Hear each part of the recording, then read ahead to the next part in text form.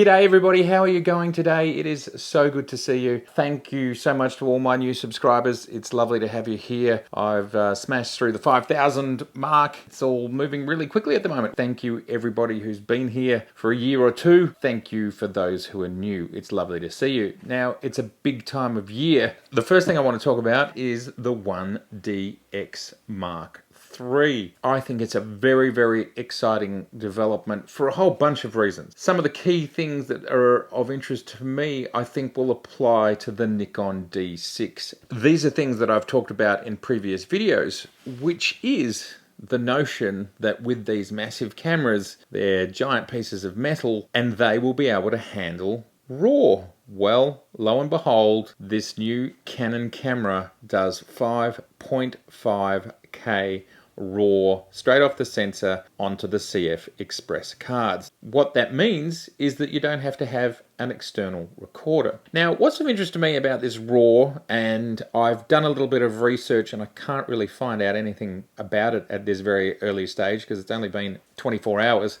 So this is not ProRes RAW, this is a Canon RAW file. Who's going to be able to edit it? How does all that stuff work? I don't know. It's not ProRes RAW. Okay, so what does this mean? Because Apple lost a lawsuit around ProRes RAW, and ProRes RAW has to be recorded externally, which is crazy to me. It's like, how did they get control of what happens with ProRes RAW? But Canon are doing their RAW, I think, because I can't really find out, but it seems to be their RAW. They're recording it.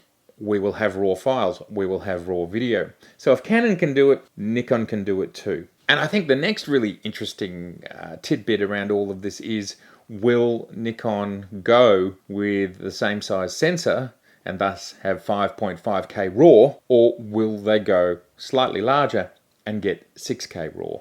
Canon have completely changed the paradigm, which is exciting. Basically what we can see on this chart here is Canon is giving their users finally a squillion options of video that they can shoot in. Two of those, and probably the most important to Canon users, 4K RAW at 60 frames and 5.5K RAW at 60 frames. So we may well see from Nikon, seeing as Canon has just done something almost the same at 5.5K, they may well give us 6K RAW internally recorded on CF Express. It may not be ProRes, but it may be Nikon RAW. And what we see here is the chip.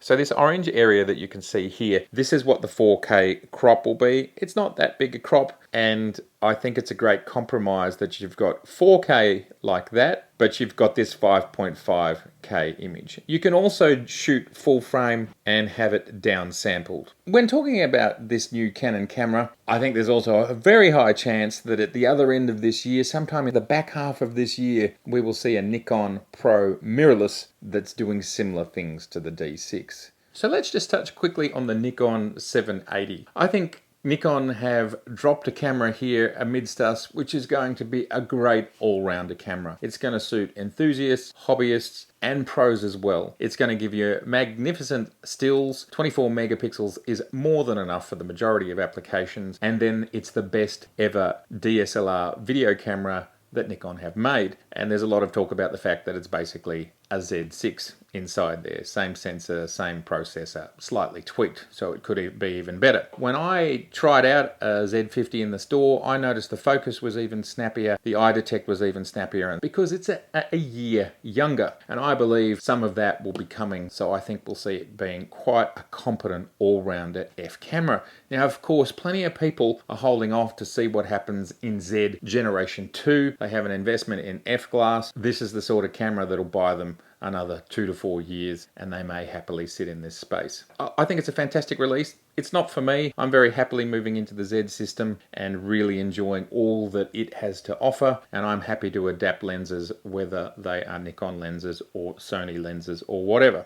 I just want to touch very quickly on this crazy new F lens from Nikon, 120 to 300. On the face of it, I like this lens. I think it's an interesting focal length. It's 2.8 through the range, so that's fantastic as well. What is there not to like about this lens? It's modern, so I'm sure it's optically great. It has to be optically great because the cost of it I think it's 9,000 US dollars. It's not a lens that I personally would use very much. It's perhaps aimed at sports and wildlife. It's a very, very large sum of money. I paid less for my 200 to 400 VR2 f4, which is a great lens, but it's very expensive, and it's certainly a niche lens for people with deep pockets. And I really want to talk about this lens slightly more as a follow-on to my video, which you can see here, which was about Nikon's mount. In that video, I talked about the fact that Nikon's mount is very expandable. It's got the shortest flange distance and it's got the largest throat size. And what that ultimately means is Nikon's engineers have the most flexibility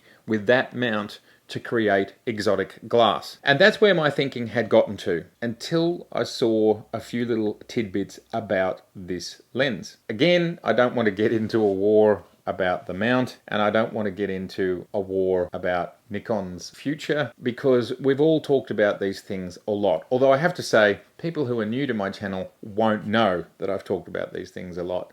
Jump into my videos of the past and have a bit of a sift through there before you get too excited in the comments, because I've talked about all this stuff. And again, before I go a little bit further, I also want to add that I talk about this stuff in the interests of sharing information. That's why I do it. And I talk about this stuff in the interest of not wanting to say one company is bigger or better than the other. I have purchased cameras from almost every manufacturer known to man. I do not identify myself through my camera brand, and I am not paid by anybody to do anything on this channel. It does not happen. What I try to do is share information to the best of my knowledge, to the best of my understanding. I have no vested interests. The conversation around the Z mount has been frustrating to me because I do think this is a very exciting mount. I do think it has the most opportunity, and I do think there are signs starting to appear in the Z lineup and in the way the Z lenses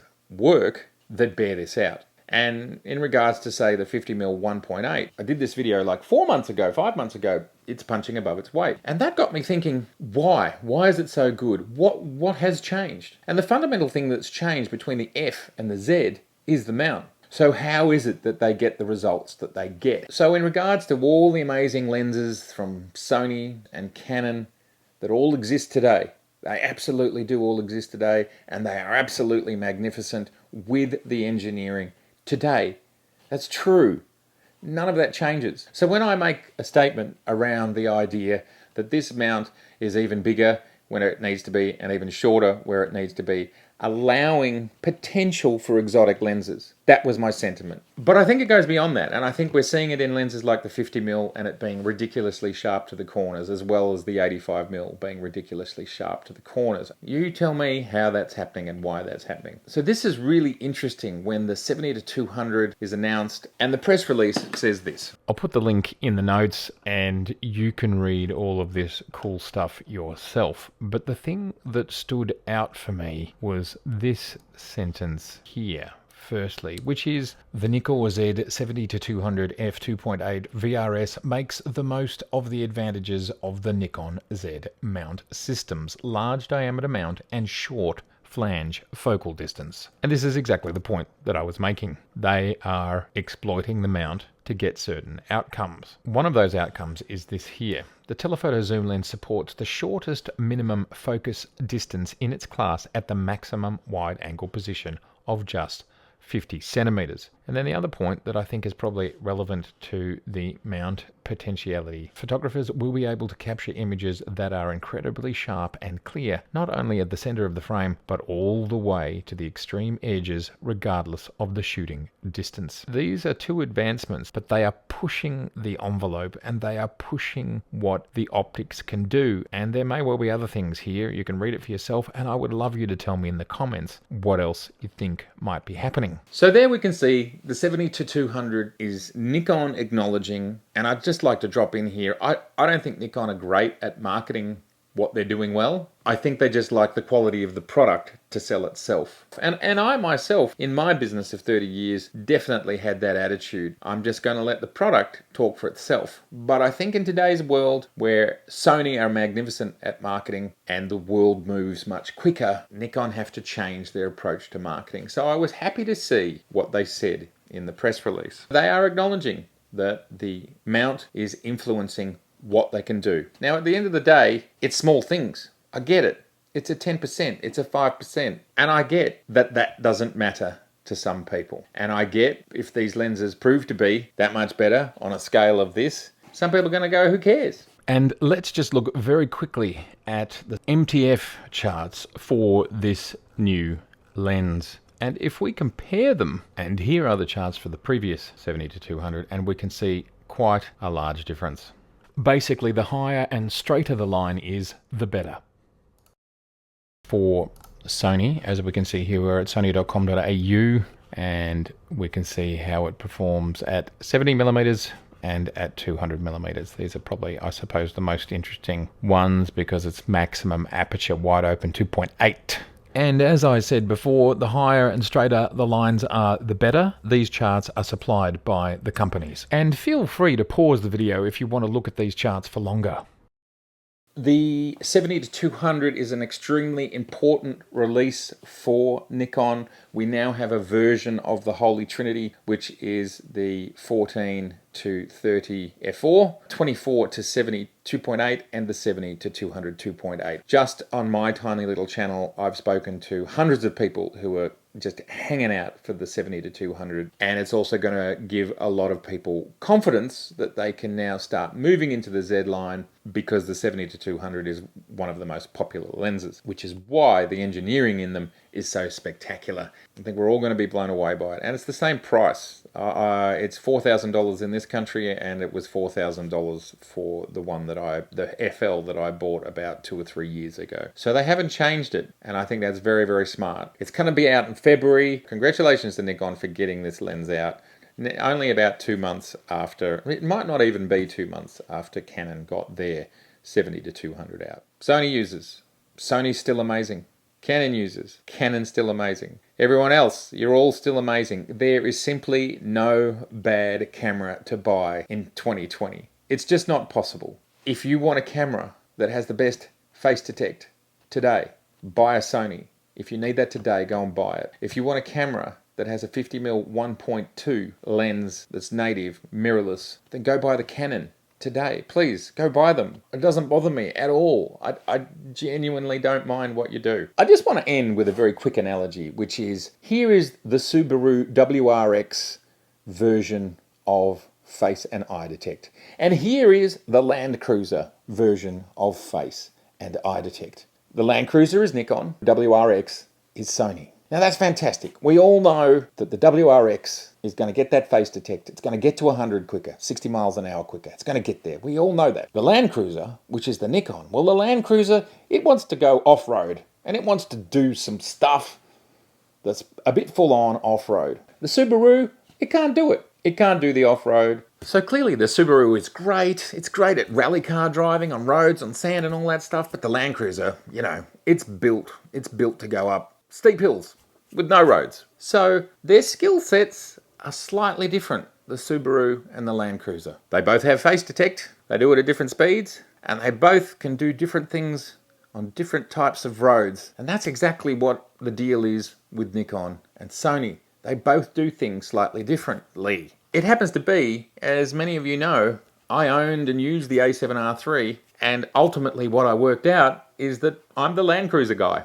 I want to have other capabilities that the WRX does not have. The Sonys are just amazing as they've always been, but they just don't fit my use case. Everybody's world is about use case, and that's why I talk about some of these other things that other YouTubers don't, because they clearly don't have the use case that I have, and I have a different use case to them. It's not me versus you. It's not Nikon versus Sony. We don't live in a binary world. We live in a world where we've got a multi-bit register, and we can have Sony on one, Nikon on one, Canon on one. It doesn't have to just be Sony 1, Nikon 0, Canon 0. It doesn't have to be that. We can all live together. They're all good in their own merit. Let's move on, people. Can we? Let's move on. Let's just share information. And sometimes the Nikon's information will be bright and shiny and great and positive.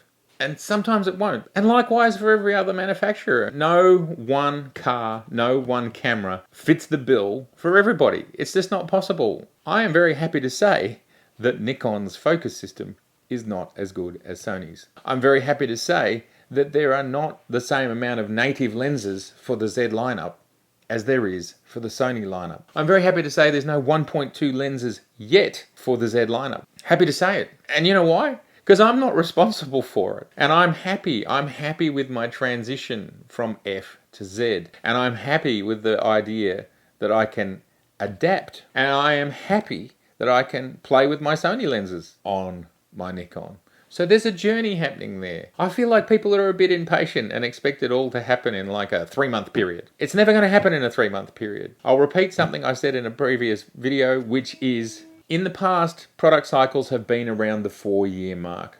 So from the D810 to the D850, it was about 3 years. From the D3 to the D4, the D4 to the D5, the D5 to the D6, it was 4 years. Always has been 4 years. That's our expectation. So you buy a D850 in 2017, you're not expecting the replacement of that D850 to 2021. So that means Nikon's got till 2021 to have a Z Pro replacement for the D850. That's when you'd expect it. So it may well be 4 more years till we see a crazy high-speed A9Z, but I would say 2020 or 2021 is when we will see the D850Z replacement. Perfectly logical, perfectly reasonable. Has nothing to do with Sony or Canon. No impact. This is just sharing information to the best of our abilities, because we're not companies, we're not Time Warner, we're not Fox, we are not CNN, we're not CBC, we're not the BBC. We're individual people doing our very best to understand these things, wrap our heads around it,